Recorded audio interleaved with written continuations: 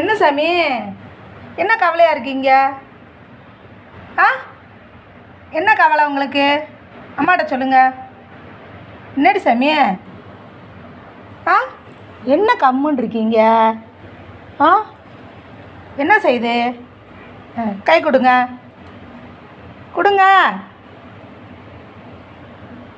கம்முன்னு இருக்கீங்க?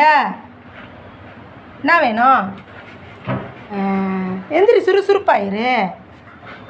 இங்கே வா, அம்மாட்ட வா, அம்மாட்ட வா, அம்மாட்ட வா. என்ன வேணும், என்ன வேணும் சொல்லு அம்மாட்ட. சரி வா தங்க குட்டி.